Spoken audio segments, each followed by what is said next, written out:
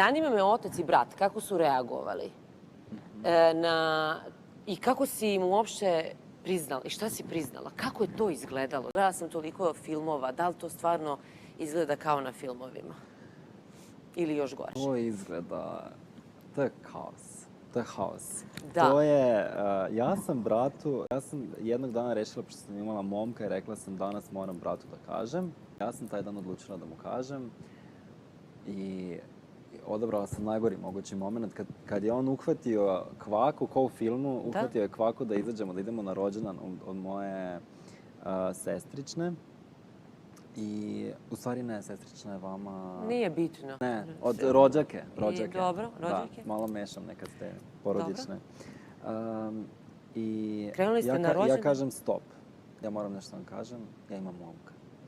I tu kreće ludilo i on se zaustavlja i sedne i šok i gore i dole. Pritom, da je on mene pitao pre 4 godine pre toga, on mene pitao, on je to znao, osjećao sve, ali kad ti to nekome kažeš, to je šok.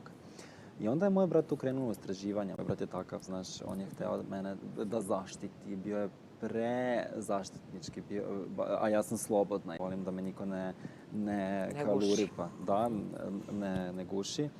I onda je on to krenuo neku priču da sam ja morala za neki period da se malo odmaknem od cele te priče. Nikad se nismo posvađali i tako nešto, ali nekako, ja sam u tom periodu baš selila u Ljubljanu, pa mi je to bilo lakše, jer sam išla da studiram.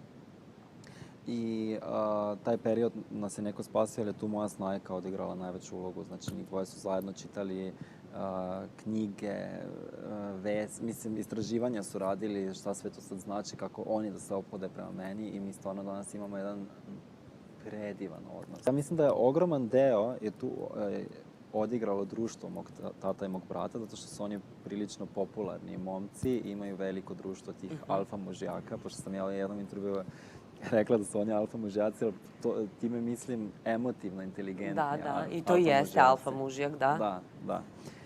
Tako da, verovatno su me prihvatili. I tu su moj tata i brat još više shvatili kakvu ja snagu imam.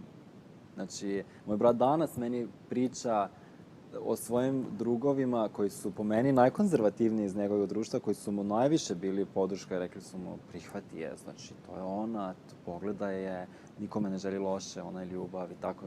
Mislim, sigurno na to, ja sam sebi zamišljam na neki ženski način, oni sigurno su to malo muževnije rekli, ali bili su mu podrška, to hoću da kažem. I mom tati isto.